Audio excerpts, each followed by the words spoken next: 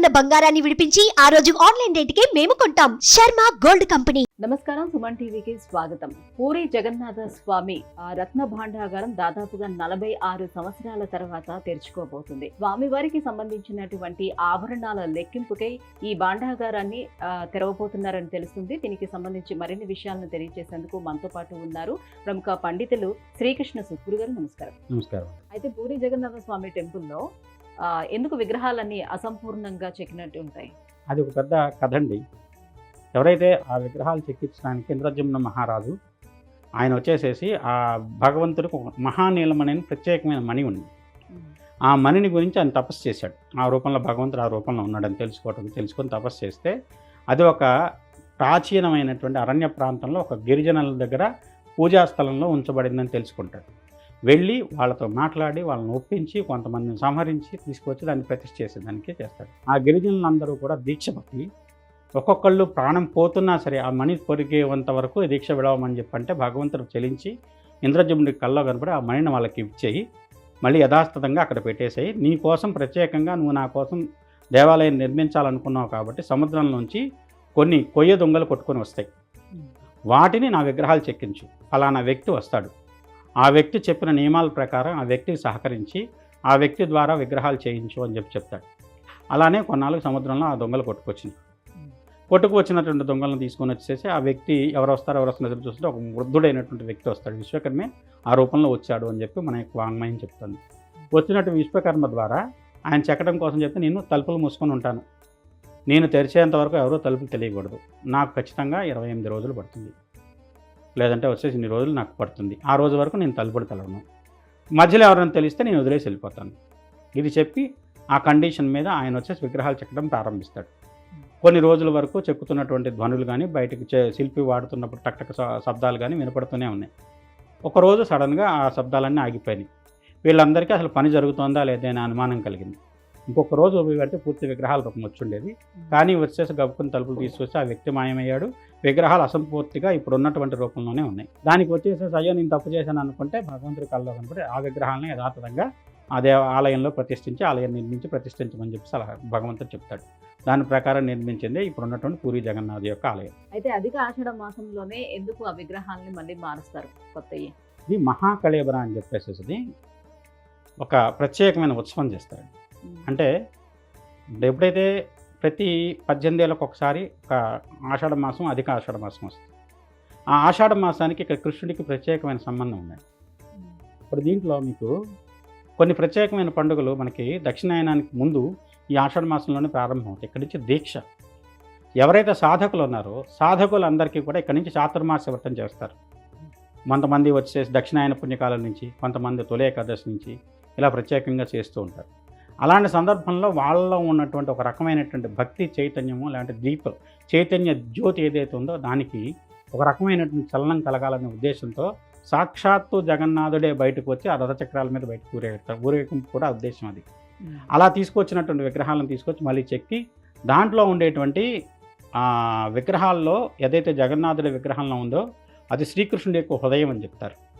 అదేంటంటే లోపల మనం చేతికి చాలా వేడిగా ఉంటుంది, దాన్ని గుడ్డ చుట్టుకొని చాలా జాగ్రత్తగా మళ్ళీ అతి తక్కువ సమయం చేతిలో ఉంచుకొని దాంట్లో అన్ని కళ్ళకు గంతలు కట్టుకొని జాగ్రత్తగా పెడతారు ఎవరైతే ఉన్నారో ఆ అర్చకులు కానీ వాళ్ళు కానీ. అతి జాగ్రత్తగా ఉండకపోతే చాలా ప్రమాదం జరుగుతుంది.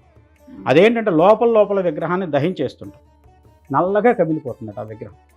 దానికి మళ్ళీ ఏంటంటే జీవకళ రావడం కోసం దీన్ని మళ్ళీ దాంట్లో ప్రవేశపెట్టుకుని కొత్త విగ్రహాలు చేయించి దాంట్లో ప్రవేశపెడతారు.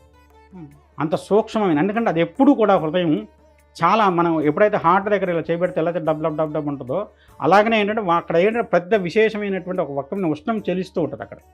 దానివల్ల ఏంటంటే ఆ విగ్రహం కొంత లోపల శిథిలం అవుతుంది. కాబట్టి శిథిలమైన దాంట్లో భగవంతుడు ఉండడం కరెక్ట్ కాదనే ఉద్దేశంతో దాన్ని మారవడం జరుగుతుంది. దాన్ని మహాకళేబర అని చెప్పని ఆ పేరుతో ఉత్సవం చేస్తారు పూరిలో. మరి జగన్నాథ స్వామి రథయాత్ర కూడా ఈ ఆషాఢ మాసంలోనే ఎందుకు చేస్తారు? ఆషాఢ మాసం అంటే సాధారణంగా శూన్యమాసం అని చెప్తారు, అసలు ఏ పండుగలు కూడా చేయరు, కానీ ఎందుకని ఈ ఉత్సవాన్ని ఆషాఢ మాసంలో నిర్వహిస్తారు? ఆషాఢ మాసంలో ఇంకో విశేషం కూడా ఉందండి. మనకి ఎవరైతే గురువు ఉన్నాడో వ్యాసుడు పుట్టినరోజు కూడా ఆషాఢ మాసంలోనే వస్తుంది. వ్యాసాయ విష్ణు రూపాయ వ్యాస రూపాయ విష్ణు. అంటే ఇక్కడ ఏంటంటే వ్యాసుడిని ఎందుకంత ప్రాధాన్యత అంటే